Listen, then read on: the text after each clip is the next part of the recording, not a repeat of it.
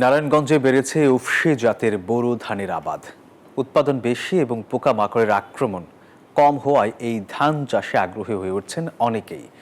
ধানের উৎপাদন বৃদ্ধির লক্ষ্যে কৃষকদেরকে উচ্চ ফলনশীল জাতের বীজ ব্যবহারের পরামর্শ দিচ্ছে কৃষি বিভাগ। শরীফ সুমনের তথ্যচিত্রে ডেস্ক রিপোর্ট। মাঠ জুড়ে বাতাসে দোল খাচ্ছে কৃষকের স্বপ্নের ফসল। বোরো ধান আবাদে পূরণ হয়েছে লক্ষ্যমাত্রা। গত জানুয়ারি মাসে বোরো ধান চাষাবাদ শুরু হলেও ফেব্রুয়ারিতেও বেশ কিছু জমিতে বীজ রোপণ করে কৃষকেরা। ইতিমধ্যে বোরো আবাদে ব্যাপক ফলন এসেছে। বৃধান 28 ও 29 জাতের ধানে পোকার আক্রমণ হয়। উচ্চ ফলনশীল জাতের ধানে অধিক ফলন হওয়ায় ও পোকার আক্রমণ কম হওয়ায় এসব জাতের ধান চাষাবাদ বেড়েছে বলে জানিয়েছেন কৃষকরা। প্রতি কাঠায় ফলন হয় 1.5 থেকে 2 মণ পর্যন্ত।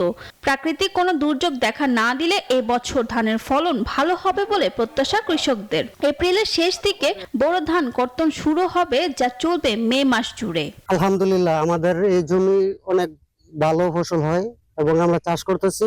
বোরো ধানের একটা ভালো, তারপর 28 ধান লাগাইছে আমরা, এগুলো ভালো।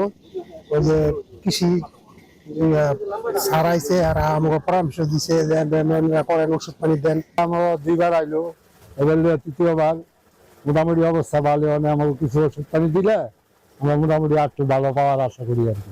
কৃষি বিভাগ নতুন নতুন জাতের উচ্চ ফলনশীল বোরো ধানের আবাদে কৃষকদের উৎসাহিত করছে। 92 আছে, তারপরে উফশী ধান 100, তারপরে 101, 2, 89, এই জাতগুলি কৃষক খুব ব্যাপক হারে চাষাবাদ করতেছে। চাষাবাদের ফলে মোটামুটি আল্লাহর মতে ভালো অবস্থায় আছে বর্তমানে। মাজরা পোকা, পাতা মোড়ানো পোকা, এগুলো বেশি আক্রমণ হচ্ছে। কৃষকদের আমরা পরামর্শ দিয়েছি কীটনাশক প্রয়োগ করার জন্য। কৃষকরা কীটনাশক প্রয়োগ করছে, তো ফসল মোটামুটি এখন পর্যন্ত ভালো আছে।